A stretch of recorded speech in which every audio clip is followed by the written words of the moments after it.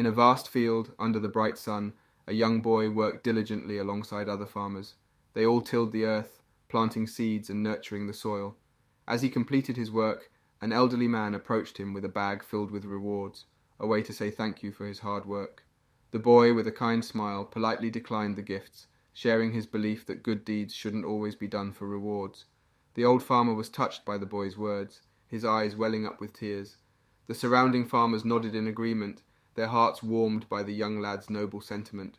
The old man spoke up, his voice filled with emotion, saying that the village would always remember this boy, and expressing a wish for more people like him in the world.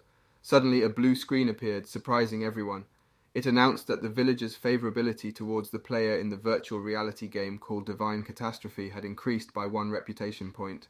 The boy's excitement grew as he realized he was now closer to his goal. Divine Catastrophe was an immensely popular virtual reality game that had launched just a week ago. It had already gathered a staggering 1 billion online players. The game's allure lay in its incredible freedom and lifelike realism. What made it even more captivating was the array of professions players could choose from. Our young protagonist, known as Wildfire in the game, stood at level 1 without a profession, but possessed 9 reputation points. He knew that he needed just 1 more point to change his profession to a Saint Knight. However, the rule of requiring 10 reputation points for a profession change frustrated him.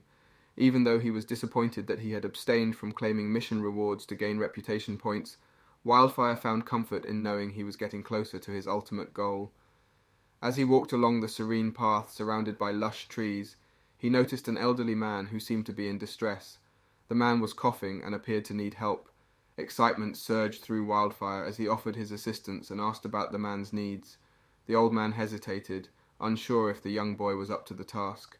But Wildfire confidently boasted about his abilities and assured the old man that he could rely on him. Internally, Wildfire considered the area's proximity to Malt City a beginner's zone with less challenging missions. The old man then presented a peculiar ring, explaining that it needed to be delivered to the city.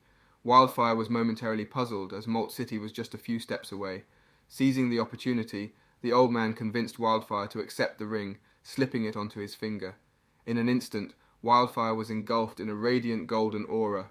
His appearance underwent a dramatic transformation, and his attire changed. A sinister skull badge materialized on his chest. A blue screen appeared out of nowhere, announcing that the player had successfully changed professions and become a tyrant. Well, it looks like our young hero went from being a farmer's helper to a far more exciting and adventurous profession. The old man swiftly retreats, leaving Wildfire bewildered as he checks his stats. The player is shocked to discover that his profession has changed to a tyrant, and he now has a negative reputation of 100 points. Panic sets in as Wildfire realizes that his hard-earned reputation points have been rendered worthless. The boy is clueless about what being a tyrant entails, and the system provides no help either. Suddenly the old man returns and is hood off, informing the player that he too has become a tyrant like him. The cunning man assures Wildfire of his assistance, but the player's anger is triggered, and he unleashes a barrage of curses upon the deceiver. Wildfire questions the old man's motive behind this deceitful act, expressing his bewilderment over the absence of any grudges between them. He is taken aback by the fact that the old man disappeared merely to change his clothes. The cunning man patiently responds, pointing out that the boy had confidently accepted the mission, so he shouldn't be angry at him. However, the old man's casual attitude further infuriates Wildfire, who scolds him for disregarding the importance of reputation points. The young player had diligently completed missions with the sole purpose of accumulating those points, as he aspired to become the Saint Knight and change his profession. Wildfire is disheartened to realize that all this hard work has been in vain. However, the old man remains unperturbed and assures the young lad that this situation presents a great opportunity for him to witness the true strength of a tyrant in the future. The kind of man even goes so far as to belittle the Saint Knights, claiming they are nothing but trash in their eyes. He promises the young boy that he will become the old man's disciple, receiving fair treatment. Suddenly Wildfire has a horrifying realization, which the old man confirms. With his reputation points now in the negative, the player's movements will be restricted. Wildfire contemplates deleting his account and starting over, but the old man grants him a powerful fire skill that leaves the player feeling dazed and questioning why all this is happening to him. As the cunning man departs, Wildfire decides to go with the flow, acknowledging how far he has already come. The player opens his account to learn about the tyrant profession, as he has never heard of it before. However, Wildfire is unable to find any information on it, leading him to believe that the old man has tricked him. Determined to change his profession, he decides to return to his village and find a way to accomplish that. Upon arriving at his village, Wildfire is surprised to find guards stationed at the gates. Before we continue, take a moment to answer the question of the day. What is the best fantasy weapon? Comment down below for a chance to be shouted out. Now back to the recap. The player wonders if there is something new happening, maybe a big event or a war on the horizon. Wars sometimes pop up in the game and players can win cool things from them. The idea of getting a good reputation from a war makes them feel excited. Wildfire wants the guards to open the gates for him, but his confidence goes away fast when a guard warns him to stop or get attacked. The innocent player talks to the guard saying he's not bad, but the guard sees his skull badge and tells the other guards to attack. Wildfire gets frustrated and curses the old man who got him in this mess, where he can't even get into his own city. Suddenly a screen shows up, telling the player to use a skill called Villain. Feeling like he has nothing to lose, Wildfire tries it, hoping he can just start over if things go really bad. The skill gives him power, and he fights back against the attacking guard. It's surprising how strong he becomes, even though he's only at level 1. He goes from a good guy to a tough-looking guy with a skull badge pretty quickly. The player gets a bunch of messages saying that because Wildfire hurt the guard, now the guard and the city are mad at him. He's got a bad reputation now, and they even put a price on his head, 10 gold coins. Wildfire is shocked and says sorry, but the guards keep coming at him. They try all sorts of moves like air slash, lightning charge and whirlwind slash, but none of it hurts him. He feels brave and fights them off, taking them all down. After the fight, Wildfire checks his skill and learns that as he gets a worse reputation, the skill gets stronger. He's happy he won't have to go to jail, which would last 48 hours in the game. That's a rule if you do something really bad. Now Wildfire decides to go to Chaos City, but before he goes he looks through the guard's stuff to find something good. He doesn't find much, just some not so great steel. He gives up and goes on his way. Later, the chief of the guards shows up and is really surprised. The guards are all knocked out naked, and their stuff is left behind.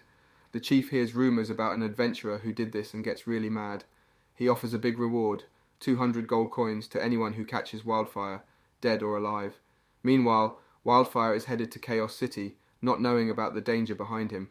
From wanting to be a good knight to becoming a not-so-good guy, it's a weird change. As he goes on his journey, a message pops up saying there's a 200 gold coin reward for him. Wildfire thinks about how, even if all the players put their money together, they wouldn't get to 200 gold coins. He feels sad and thinks about how he used to want to be a holy knight, but now his reputation is really bad, and he can't even get back to his own city. This guy's reputation went down faster than a roller coaster ride with no brakes. The only silver lining in this predicament is his newly acquired powerful skill, Villain. Although his assured duration is 1 minute and the cooldown time is 40 minutes. Well, at least his fighting skill lasts longer than some men. Furthermore, hunger gnaws at him, causing his attributes to diminish due to an empty stomach. The player's frustration mounts as he comes to terms with the game's realistic challenges. Soon Wildfire arrives at a village, hopeful to find sustenance and refreshment. He approaches a man and greets him, but the man flees in fear, warning others about the arrival of a tyrant. This realization dawns upon the player, emphasizing the urgency of restoring his tarnished reputation and questioning if it's even possible anymore. To his surprise, villagers gather, blocking his entry into their village, only to scatter in terror when faced with Wildfire. Perplexed by their reactions, the player contemplates why everyone recognizes his profession. Why is everybody treating him like a tyrant? Maybe his clothes need a "not a tyrant" sticker. It dawns on him that his clothes bear the emblem of the tyrant, inadvertently marking him as such. Thank goodness the dumb head finally realized it. His rumbling stomach demands attention, compelling Wildfire to swiftly find food and conceal the emblem. While searching for sustenance in the village, the player discovers abandoned sausages left by the frightened villagers. Initially contemplating the ethics of stealing food, Wildfire's hunger drives him to devour the sausages hastily. After satisfying his hunger, he proceeds to pilfer some milk and bread. Spotting a cloak, he appropriates it to cover the incriminating insignia. With each stolen item, the system warns Wildfire of his diminishing reputation points due to theft from Windmill's village. However, he gains silver coins, as stealing in the game has no immediate consequences unless caught. The stolen items can be utilized personally or sold through a dealer. As Wildfire departs from the villagers reappear, discovering the missing sausages, bread, milk, and cloak. One man ponders how a tyrant could stoop to stealing such insignificant things, questioning if they have misunderstood Wildfire. It must be feeling tired after playing with all those naked bodies earlier, They find a note from the so-called tyrant explaining his hunger and thirst as the reason for the theft, assuring the villagers that he will return. Meanwhile, the player considers his cleverness in leaving the note, but the villagers perceive it as a warning that the tyrant will return for them. After a while, Wildfire manages to reach Chaos City, grateful for the supplies acquired earlier. The player enters the city, recalling information gathered from game forums about its dangerous reputation. Chaos City is renowned as a treacherous town filled with vicious thugs, but Wildfire senses that there must be more to it from an insider's perspective. He remembers that taverns are the ideal places for information and supplies, prompting him to seek one out. Upon entering a tavern, the owner inquires about his order. Wildfire requests 20 servings of milk and 20 servings of any food with a longer shelf life, preferably something that can endure. The owner jests, asserting that it is a pub, not a nursery, and suggests that he should drink beer like a man. Undeterred, Wildfire insists on his order, leading the owner to disclose the exorbitant prices. In response to the tavern owner's inquiry, Wildfire reveals that he has earned 50 silver coins from slaying monsters during his journey. With understanding, the player acknowledges that the prices in the tavern are not displayed on the menu, and anticipates that they would be higher than usual. Undeterred, the owner informs him that the total bill for 20 servings of food and milk amounts to 4 gold coins, questioning whether Wildfire can afford it. Some patrons in the tavern, enjoying their drinks, begin sharing their opinions about the city. A woman recalls encountering many young individuals like Wildfire in Chaos City, believing them to be naive about the dangers that lie within. Another person comments on the city's dangerous side, warning that even a tiny mistake might bring about terrible results. They say having enough money for a safe hotel is crucial. Wildfire pays attention, looking at the job orders on the notice board. While he checks the notices, people around him keep talking. They guess he's searching for a safer job because he takes so long to decide. They give advice he didn't ask for, saying Chaos City isn't for the faint-hearted. The tough folks in the tavern think he's too scared to take action. Finally, after thinking for a while, Wildfire picks a job order and gives it to the tavern owner. He asks where to get the reward after finishing the task. The owner is surprised by Wildfire's courage to accept a job involving killing a dangerous creature called a Kasky. People laugh and make fun of him, but the owner explains that the reward for killing a Kasky is huge, enough for Wildfire to open his own tavern or buy food and milk. Wildfire reassures the owner and leaves the tavern. The owner and others talk about how delicious Kasky meat is. Meanwhile, Wildfire thinks about how the reward money could help him with his problems. Inside the tavern, the owner doubts if Wildfire can really do the job. He doesn't think Wildfire will survive. He regrets giving Wildfire the order and losing a chance to make money. Wildfire continues his quest to find the Kasky beast. He searches a barren area for a supposed pond, as the job description said. But there's no pond around, which confuses him. He's tired and hungry after walking for a while. He complains about the troubles in the Divine Catastrophe game. Resting for a bit, Wildfire eats stolen sausages and feels better. He notices a dense forest to the northwest and decides to explore it. After eating and drinking milk, he's full of energy and ready to keep searching for the Kasky beast. As he's about to continue, the ground starts shaking. He wonders if it's an earthquake or some creatures. Curious, he waits. Suddenly the ground splits open. Wildfire thinks the Kasky beast might have shown up, but it's a small creature that changes into a huge beast with many legs, teeth, and 4 red eyes. Wildfire is surprised and excited, wondering why it's here instead of near a pond. The Kasky beast attacks, opening its jaws, but Wildfire fights back. The beast hits him with its tail, and Wildfire is amazed that he didn't take much damage. His confidence falters for a moment, but he realizes his skills are much stronger now, 30 times better than before. He gets determined to win and defeat the Kasky beast. In the realm of Divine Catastrophe, a fierce battle rages. Wildfire stands tall, eyes fixed on the monstrous Kasky. His heart races with determination, knowing that just 2 well-placed strikes could end this beast's reign of terror. He feels his fighting spirit surge within him, igniting his resolve. Kasky's attacks come swift and powerful, but Wildfire doesn't falter. With unwavering courage, he strikes back, each blow fueled by ferocity. The clash of their forces creates a spectacle of pure intensity. In a climactic moment, Wildfire delivers a decisive blow that shatters the creature's defenses, causing it to collapse in defeat. As the dust settles, a mission completion screen materializes before Wildfire's eyes. Victory is declared, and his hunt for Kasky is a success. The rewards for his valiant efforts are displayed, an epic quality Kasky horn and a rare quality scale, both boasting level 25 power and unique attributes. Ecstasy courses through Wildfire as he holds the coveted epic quality material in his hands. It's a rare and precious find, something he cherishes deeply. In the world of divine catastrophe, items come in various qualities, from ordinary to mythic, and this is a true treasure. Eager to gauge his progress, Wildfire accesses his player's status screen. His heart leaps with joy as he witnesses the substantial growth of his attributes. His level, strength, defense, agility, endurance, and mana have all skyrocketed to level 23, and with 35 distributable points at his disposal, he can further enhance his abilities. Gratitude fills Wildfire as he reflects on the generous rewards for vanquishing such a formidable foe at a relatively low level. He muses about the advantages of being a skilled player, attracting mighty adversaries, yet a sense of weariness tugs at him. The constant pursuit as a feared tyrant has grown tiresome, restricting his movements within his own city. Thoughts swirl in Wildfire's mind as he ponders the predicament of transporting the massive Kaski's corpse. He contemplates his options and decides to invest all his distributable points into increasing his strength. Determination fuels his efforts as he attempts to lift the lifeless creature, but it proves impossibly heavy. Concern gnaws at him. Leaving the body unattended could invite theft. Regretfully, he leaves the Kaski's body behind, a weighty decision born of necessity. Back in Chaos City, Wildfire proudly announces the completion of his task, yet skepticism greets his proclamation. Accusations of boasting fill the air, doubting his claim of victory.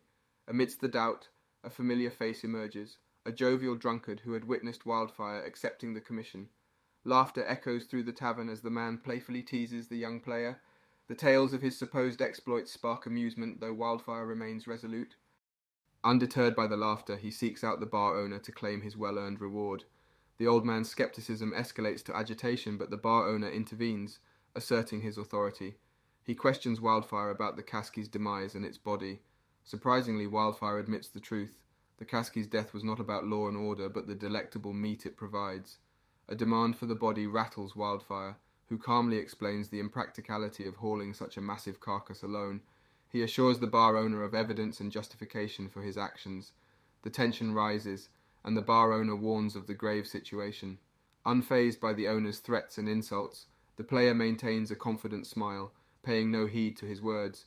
Enraged by Wildfire's nonchalant attitude, the owner proclaims that no one has dared to make a fool of him in a long time, and prepares to attack the boy with determination and anger.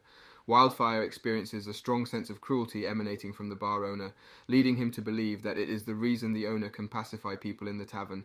Despite this, the player calmly tries to reason with the owner and reiterates that he has indeed killed Kaski.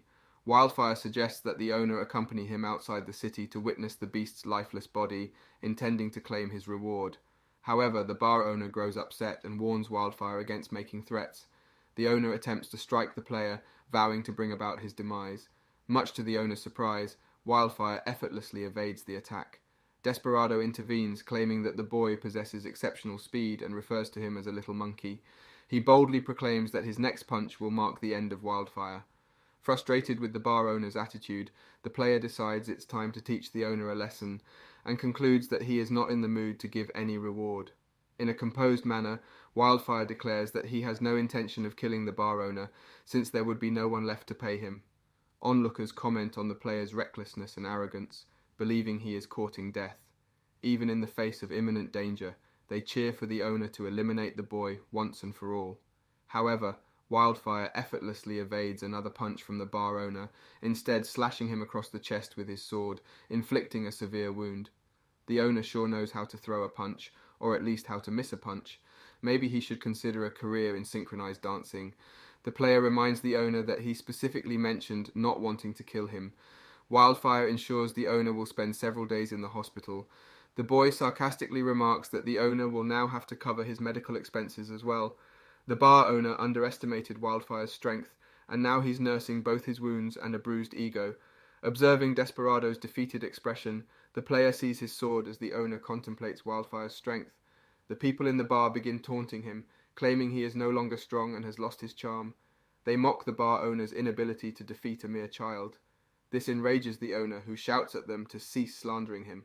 Concerned about his reputation in Chaos City and fearing retribution from the city's thugs, the owner resolves to remain resolute, unwilling to show any signs of weakness. The tavern owner confidently recalls that he still carries a bounty of 100 gold on his head. Remembering the crowd, the owner attempts a left swing, but it has no effect on Wildfire. The bar owner is astonished, but the player does not even attempt to dodge the punch, even though it was only 30% of his strength. The owner wonders how such a solid hit fails to affect the boy. This infuriates the bar owner even further, prompting him to launch another attack with full force. However, Wildfire remains steadfast, calmly stating that Desperado is undoubtedly strong, but unlucky to face the player as his opponent. Internally, Wildfire reflects that his attributes have increased significantly and is confident that even a level 100 player would be no match for him. Car's punch creates chaos in the bar, causing others to fall off their chairs, and the impact is even felt by those outside the tavern.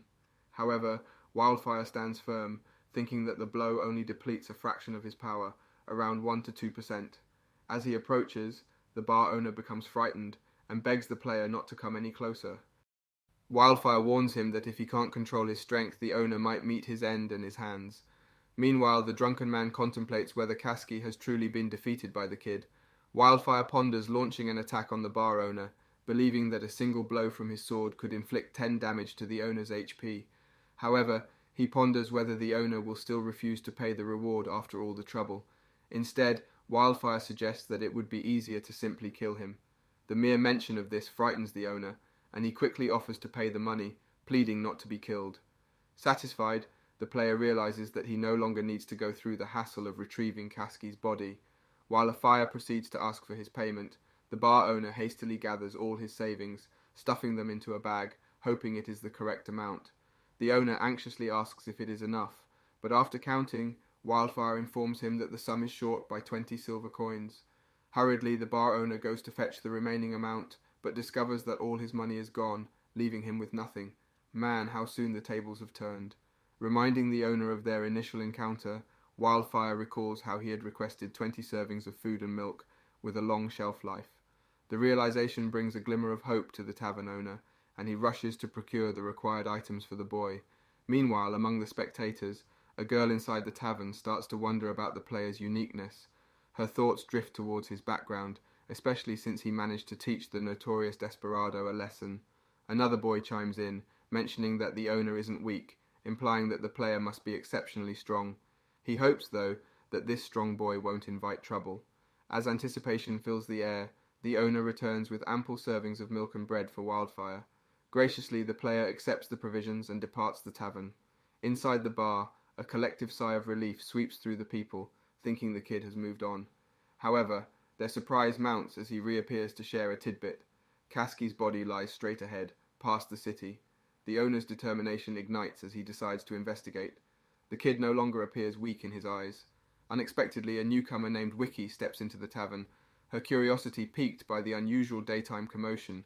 Her inquiry about the early bar closure startles the drunken man, earning him a scolding for his loud reaction.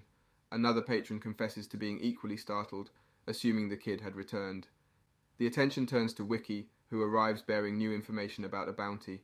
She speaks of a seemingly feeble boy with a bounty of 203 gold coins on his head, expressing a desire to cross paths with him. Meanwhile, the owner contemplates moving his shop elsewhere due to concerns. How did such a weak man end up with a 100 gold coin bounty on his head? Ponders the old drunkard and Cars. Intrigued by Wicker's revelation about the bountied boy, they inquire about his appearance, particularly if he sports a long black trench coat. In response, Wicker reveals a picture of Wildfire, prompting Cars to realize that the boy's bounty is double his own. The shock settles in as he comprehends why he couldn't defeat him. Wiki proposes a partnership to the drunkard, suggesting they work together to reveal the player's whereabouts. She offers a share of the bounty as an incentive. The drunkard, however, declines cautiously, warning Wicker of the boy's unsuspected strength and recounting his victory over Cars. The bar owner adds his caution, advising against any action that could lead to trouble. Wicker shifts her thoughts, noting that the owner's injuries were limited, indicating he likely didn't intend to kill Cars. This insight raises the possibility of communication. Meanwhile, Wiki takes a perch on the counter, attempting to extract information from the owner about the player's location. In a different part of town, Wildfire explores, seeking a blacksmith to no avail. The absence of one makes him wonder. He acknowledges that he possesses sufficient funds to remove his bounty, but realizes a visit to the city's main hall is necessary. However, concerns cloud his mind, fearing that his abilities might not suffice to evade city soldiers, especially during a siege. Amidst his doubts, the player decides to be proactive. He accesses the game system, reviewing the materials at his disposal. With this, he readies himself for the challenges that lie ahead. Wildfire noticed the impressive quality of Kaski's horn and started thinking about how he could use it to create an awesome weapon. The boy had a lot of things on his mind, like finding a blacksmith. Maybe he needed an upgrade to his blacksmith locator skill. Just then, out of the blue, a boy walked up to him and asked if he needed help or if he was searching for a blacksmith. Wildfire was taken aback by the sudden appearance of the boy.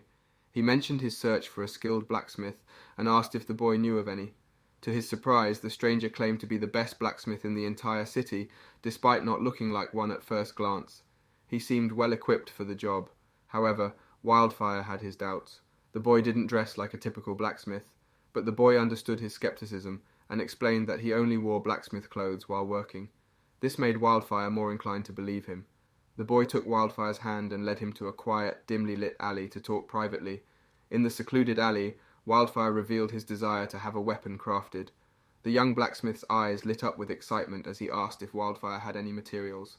With a sense of pride, Wildfire presented Kaski's horn. The blacksmith's excitement grew even more, and he assured Wildfire that he would create the most amazing weapon from it. Just as the conversation was getting exciting, Wiki suddenly appeared out of nowhere. She accused the blacksmith of being a liar, which instantly infuriated the boy. He raised his voice in defense against her accusations of cheating him out of a ruby in a previous encounter. Wiki, however, wasn't one to back down. She warned the boy, named Brian, that crossing Wildfire could have serious consequences, showing him a wanted poster of Wildfire and emphasizing that he shouldn't offend him. Wiki then turned her attention to Wildfire, demanding payment for the information she provided earlier. She claimed she had helped him avoid trouble. Terrified, Brian fled the scene with Wiki's voice echoing after him, instructing him to leave the fee in their usual spot. It seemed like Brian narrowly escaped a potentially dangerous situation. With Brian gone, Wildfire turned to Wicca and sought answers about her identity and motives for helping him. Wicca revealed herself as an intelligence dealer who had access to exclusive information. She recounted stories of her past, like selling information about a gold robbery in their city. She even mentioned a case from a year ago involving the disappearance of the city's lord.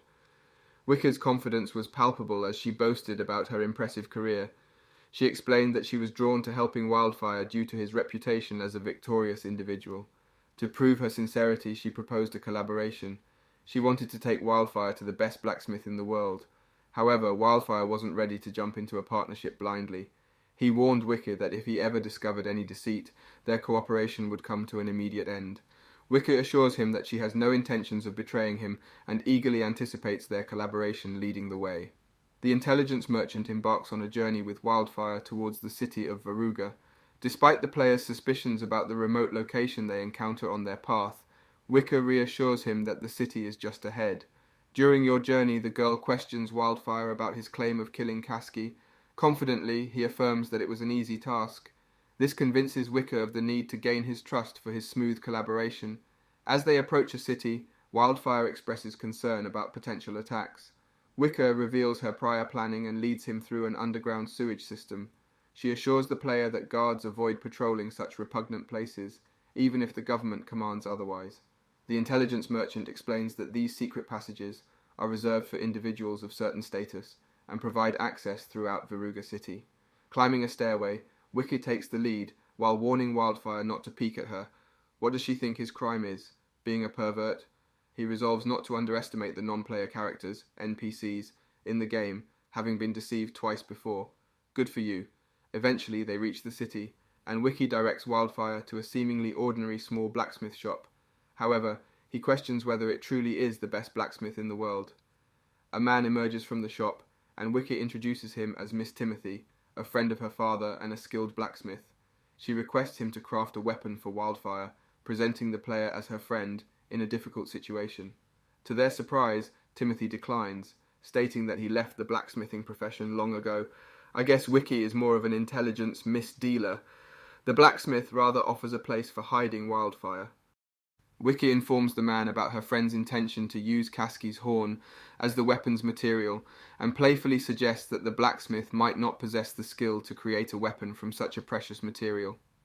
Provoked, Timothy asserts his ability not only to craft a simple weapon, but also to create a growth-type weapon using Kasky's horn. Mr. Timothy graciously invites them into his home, where Wildfire expresses his astonishment at the prospect of a weapon that can grow.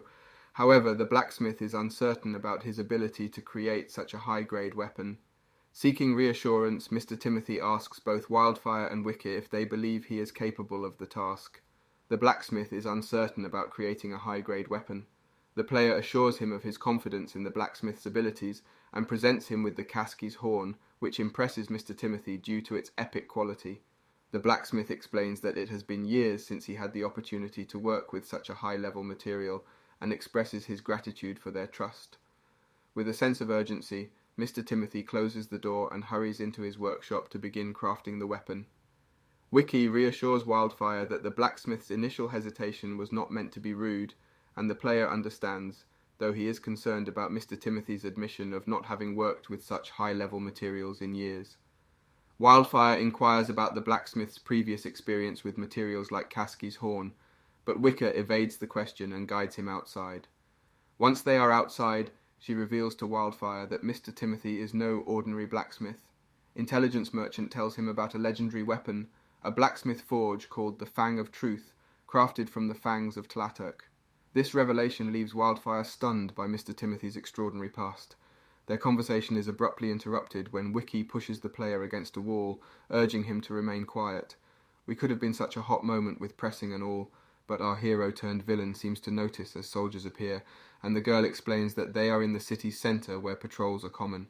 She advises Wildfire to hide and avoid drawing attention to himself, emphasizing that he is a special individual. Wiki also cautions him to maintain silence and not disturb Mr. Timothy, who requires utmost concentration for his work. After a while, they both find amusement in deceiving the soldiers while remaining hidden. Suddenly, Mr. Timothy emerges from his shop, presenting Wildfire with an impressive-looking sword that surprises the player. A screen displays information about the sword named Killen Horn, with an epic quality.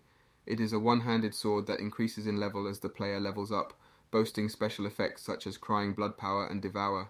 Wildfire is astounded by the presence of 3 special effects in a single weapon. The Crying Blood effect permanently enhances the blood-sucking ability, Power increases attack power, and Devour replenishes life value by 0.1% when the user defeats an opponent. Mr. Timothy eagerly asks if the player is satisfied with the weapon he has crafted. Wildfire expresses his gratitude, proclaiming it to be the best weapon he has ever seen, and promising to make the sword unforgettable to the world. What will happen next? Find out next time by staying tuned for our future recaps. Don't forget to like and subscribe for more great recaps.